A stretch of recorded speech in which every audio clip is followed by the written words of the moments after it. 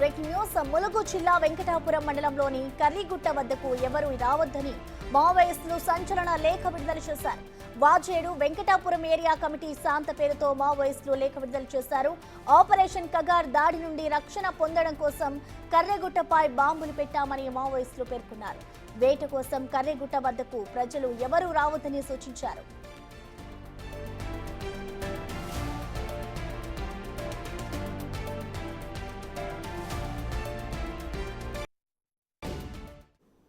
దీనిపై పూర్తి సమాచారాన్ని మా ప్రతినిధి వేణు లైవ్ ద్వారా అందిస్తారు. వేణు, చెప్పండి. ఇటు మావోయిస్టులు అయితే ఒక లేఖను విడుదల చేశారు. ప్రస్తుతం అక్కడ ఎటువంటి భద్రతా చర్యను ఏర్పాటు చేశారు? డీటెయిల్స్ అంటే వేణు.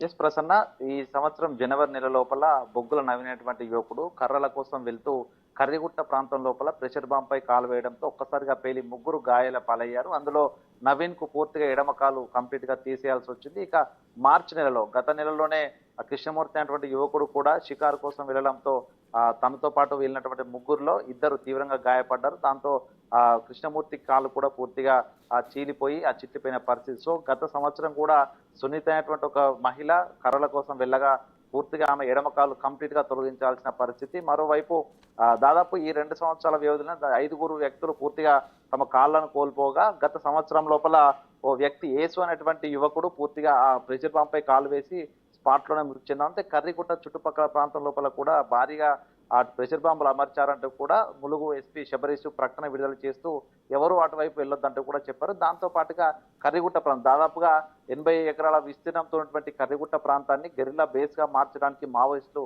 ప్రయత్నాలు చేస్తున్నారు. అటువైపుగా ఎవరు వెళ్ళొద్దంటూ కూడా ఎస్పీ ప్రకటన కూడా చేశారు. అయితే ప్రస్తుతం ఇదే అంశాన్ని కోట్ చేస్తూ కూడా మావోయిస్టులు ప్రస్తుతం వాజేడు ఏరియా కమిటీ శాంత పేరుతో లేఖ విడుదల చేయడం సంచలనంగా మారింది. ఆ ఏరియా అంతా కూడా కర్రిగుట్ట ప్రాంతం మొత్తం కూడా తాము గెరిల్లా బేస్ గా మార్చుకోబోతున్నాము. ఇక కగార్ ఆపరేషన్ కు వ్యతిరేకంగా అక్కడి నుంచి బయటకు వచ్చి తలదాచుకోవడానికి కర్రిగుట్ట ప్రాంతాన్ని షెల్టర్ జోన్ గా వాడుకుంటున్నాము. అక్కడ భారీ స్థాయిలో బాంబులు అమర్చాము.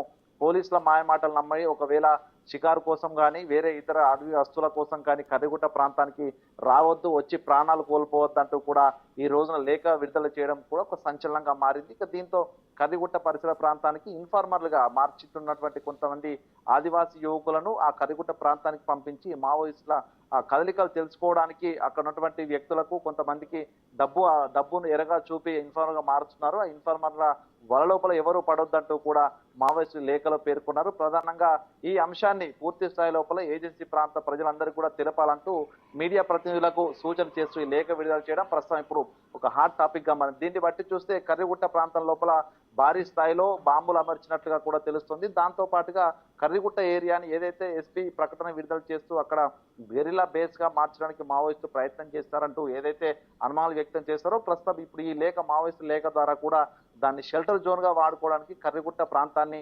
మావోయిస్టులు ఎంచుకున్నారు. ఎందుకంటే ఛత్తీస్గఢ్ లో మనం చూస్తున్నాం భారీగా ఎన్కౌంటర్ జరుగుతున్నాయి. పూర్తిగా దండకారణ్య లోపలికి సాయుధ బలగాలు చుచ్చుకొని పోతున్న పరిస్థితి. అంటే అక్కడ నుంచి చెల్లా చెదిరైన దళాలు ఈ యొక్క ఆ బార్డర్ దాటి గోదావరి నదిని దాటుకుని వచ్చి వెంకటపురం పరిసర ప్రాంతాల్లో ఉన్నటువంటి కర్రిగుట్టను ప్రస్తుతం సేఫ్ జోన్ గా మారుస్తున్నటువంటి అనుమానాలు కూడా వ్యక్తమవుతున్న పరిస్థితి. ఒకవేళ ఎవరైనా స్థానికులు ఇన్ఫార్మర్లుగా మారి కనుక తమ ఆచూకు కోసం వస్తే ప్రాణాలు పోగొట్టుకుంటారు, రావద్దంటూ కూడా సూచన చేస్తూ లేఖ విడుదల చేశారు. ఇక ప్రస్తుతం దీనిపై పోలీసులు ఏ విధంగా స్పందిస్తారు?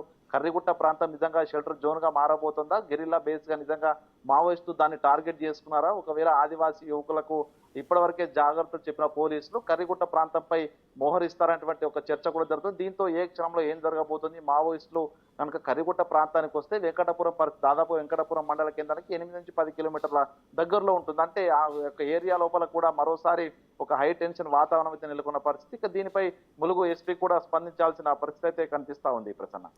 Right, thank you.